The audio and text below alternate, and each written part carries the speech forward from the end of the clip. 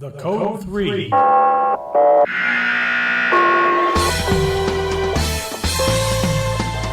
live podcast sponsored by the Marin Fire History Group.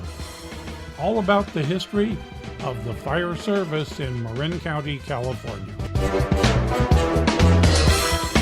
And now your host, retired Fire Chief Paul Smith. Well, good day. This is retired Fire Chief Paul Smith with Marin Fire History. And today we have the pleasure of bringing to you today retired Novato Fire Chief Jeff Meston. And we're going to talk today about the Novato Fire Museum and how that started. Good morning, Jeff. Hey, good morning. Good to see you, Paul. Good to be here, and I appreciate the effort you're making today to tell us a little bit about the history of the museum. So why don't you go ahead? Well, sounds great. I'd like to tell you a little bit about my history with Novato Fire.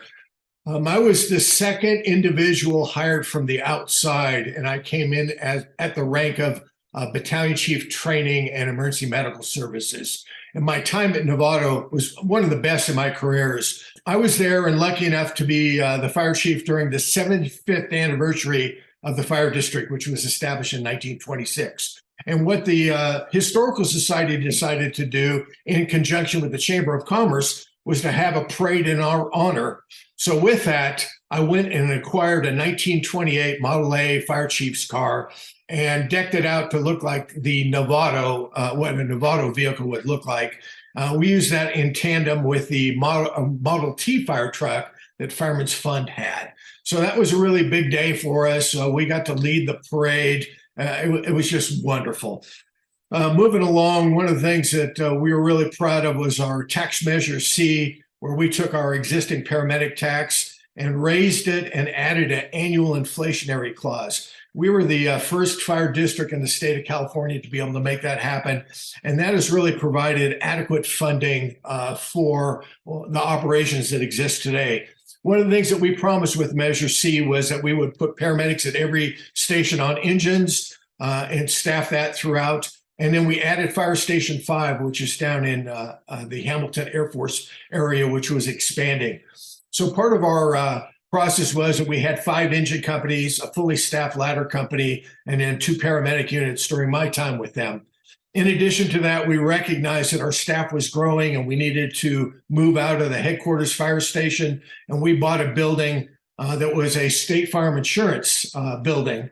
And the great thing about that State Farm Insurance building was it had several bays, which ultimately became the first home of the Fire Museum. So I was really proud of that accomplishment.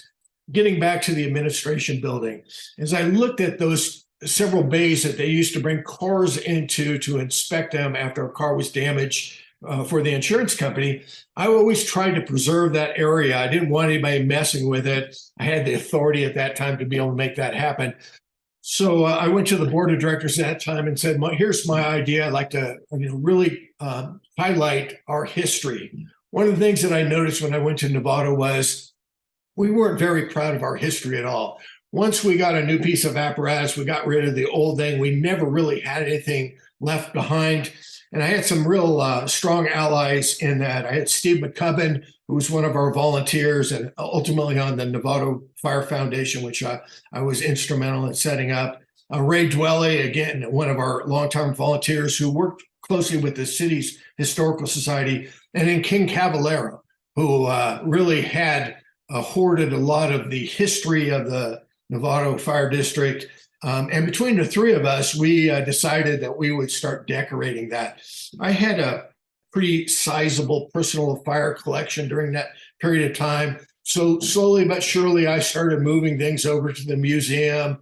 Ray got some floor covering for us. The Model A fire chief's car went in the museum.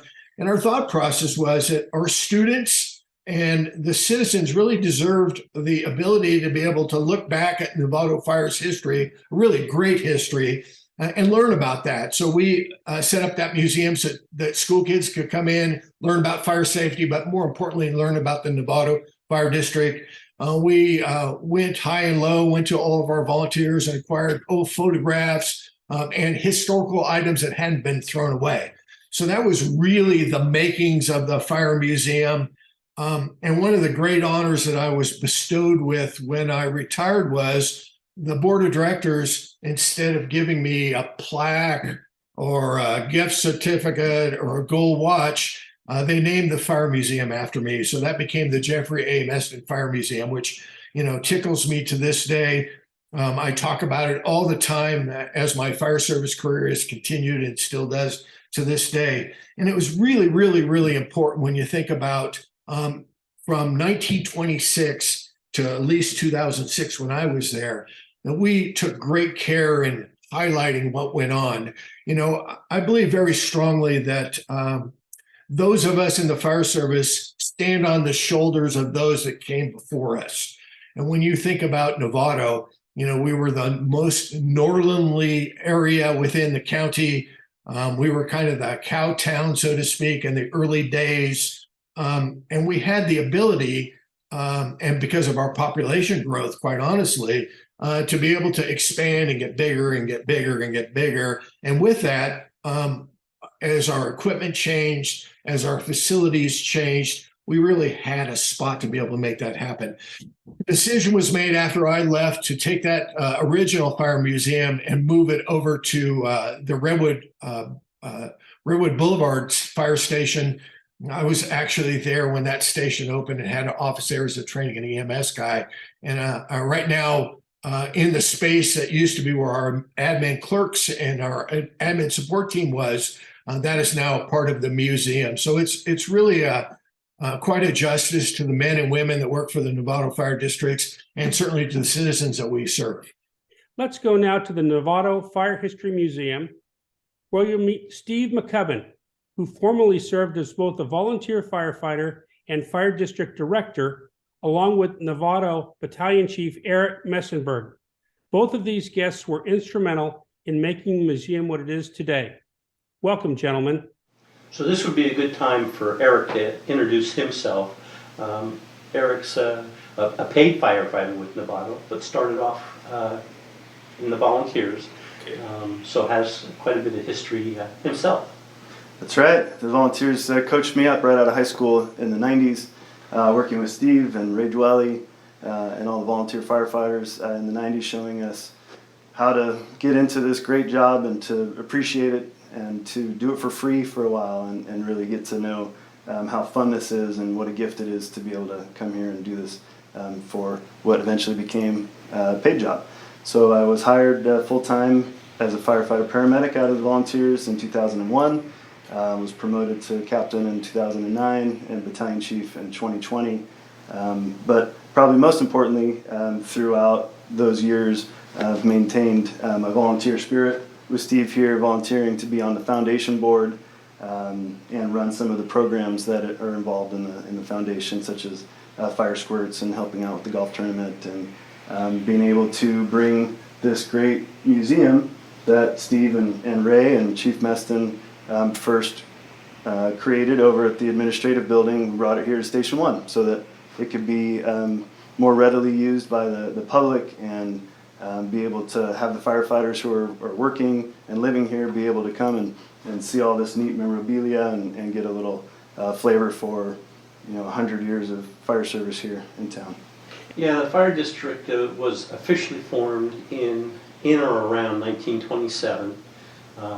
There was a paid fire chief, and as memory serves, there were 3 paid firefighters, and the balance were all volunteers. And what did they run as equipment in the 1920s? So the very first motorized unit was a Model T chemical cart, or a Model T chemical truck. We might get a chance to take a look at that. We still have that. It's been fully restored. That's downstairs in the apparatus room. It's in the Ape, ready to respond. And it was a Ford Model T? Ford Model T. Okay, and then I know you were here, was Hamilton Air Force Base still operational? It was really winding down. Oh, okay. Yeah, that would have been in the mid-70s, and there was all the talk of redevelopment and such going on. Sure, so that got developed out there in the housing. Yes. A lot of homes out there, and now Novato Fire Protection District provides the fire protection for that area out of Station 5. Yes. Great. Yeah. That's great. And also Johnny and Roy are stationed out there. Are we going to cut to the video of the emergency scene? Johnny and Roy say That's Novato? right. That's right. All right. Forgot about that. They Puts it in did real. back in late 70s or early 80s, the film crew came up from Hollywood and they filmed a segment of Station 51 with Johnny and Roy. Yep. Emergency, I think the name of the show was. Yeah. And they are a couple of cuts from Hamilton, I believe it was. It Correct? was, Was yeah. Hamilton. Yeah. Left up there, but these left. Engine 16, get around the north side of Building 4.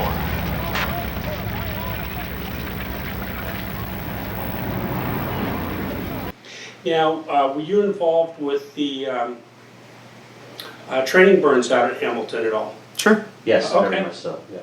Yeah. Yeah, there was a wonderful opportunity to do some live fire practice. And other than the asbestos, it was really pretty Good training, fascinating. huh? Good Good training. training, yeah. And the legend of Captain Tony Bacon. Alive and well here still, we tell Captain Bacon stories frequently. We recognize today Tony Bacon, and we'll recognize Chief Meston, who couldn't make it with us today, for was it his insight that started to put this museum together? Yes, absolutely. When the Novato moved into its new admin quarters, it used to be a State Farm insurance office.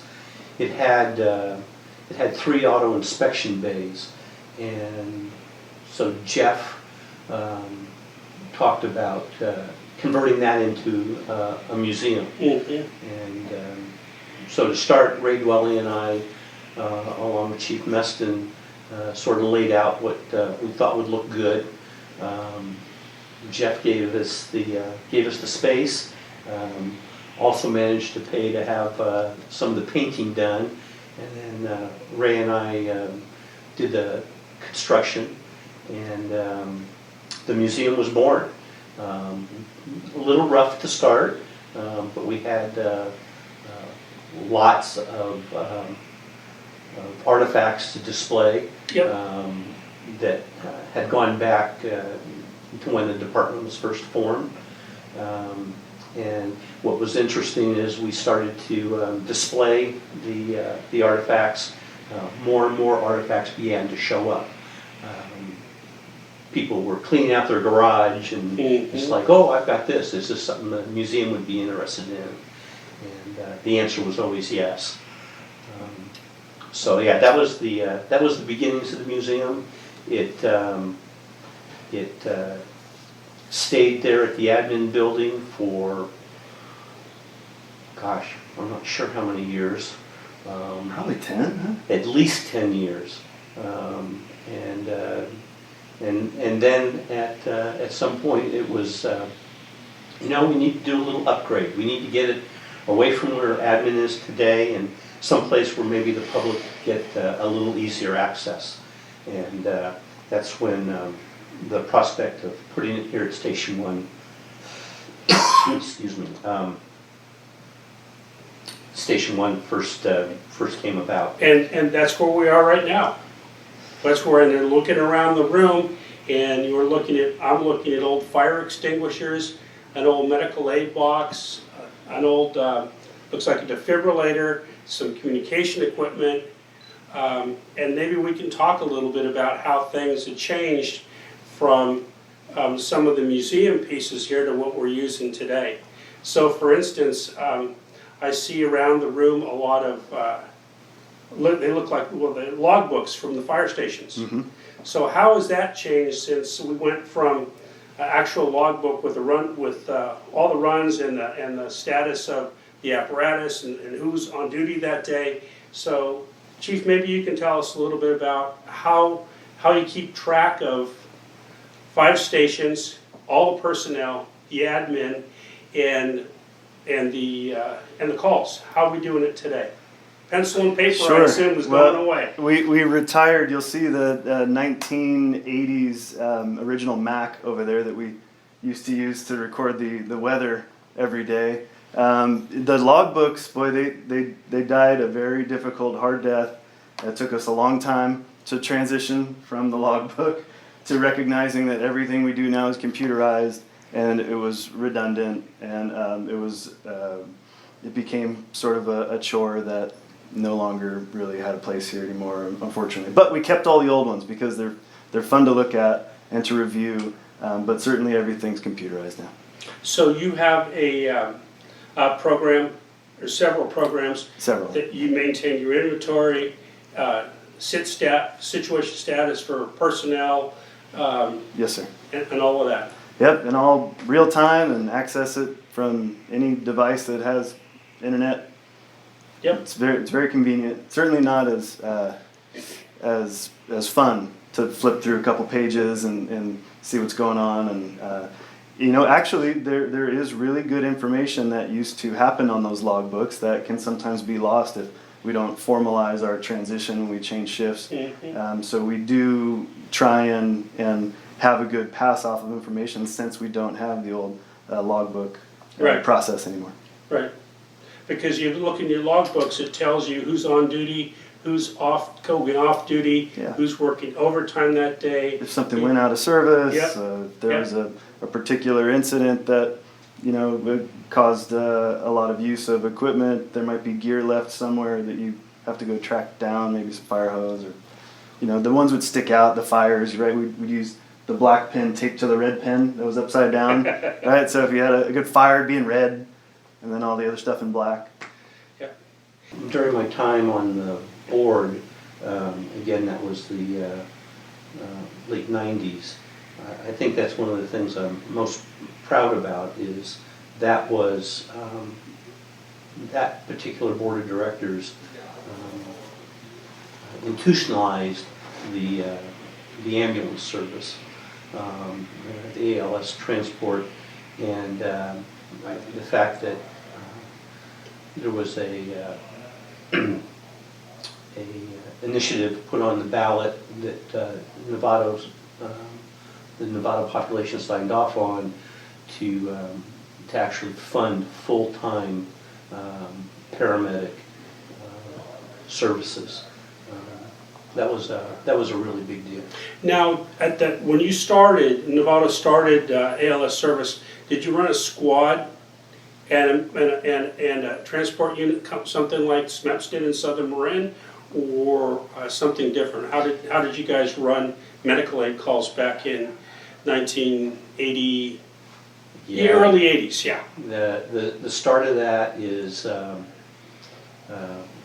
it was affectionately known as the White Whale. It was a white pickup truck utility body, Okay. and the two paramedics would respond in that, and then it was followed by EMTs and an ambulance, and so that was the very very very beginning, and then the decision to go to more paramedics. There were several classes of firefighters that went to, oh gosh, I'm going to forget. Stanford? Stanford, Yeah. thank you. Stanford. Foothill or something? Yeah. Through the Stanford program, and it was soon after that we started staffing the ambulances with paramedics. All right, okay. In Novato with paramedics on every single engine company, and as you mentioned, even the fire chief was a paramedic at one time. So huge evolution in emergency medical care. So Back when I started as a volunteer, this was the style of helmet that was being used, and that's gone through several different iterations since then. I'll let Eric talk about what they're using currently.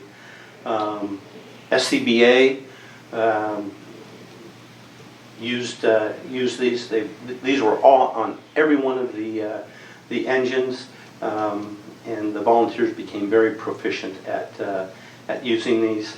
Paramedic helmet. I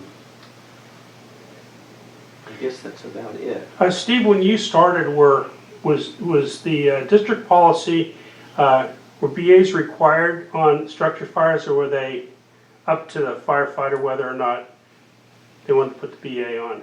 Yeah, so in 1977, it was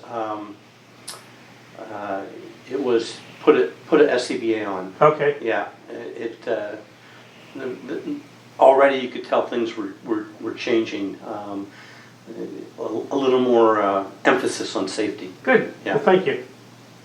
So this is the original brass fire pole that was in Old Station 4, which was built in 75 and service in 1976. One of the areas that it served was the Hamilton area before we built Station 65. So when we tore down Station 4 in 2013, Ray Dwelly, volunteer firefighter Ray Dwelly, and museum curator here, he took the brass pole, cut it in half, and kept half for the Hamilton History Museum, and then gave us the other half for this piece here, including the original cage. So this was the cage that was upstairs at Station 4 that you'd open up in order to jump in there and to slide down the pole, and then you had to make sure you closed it behind you when you came back to the firehouse so no one would fall down the little hole there.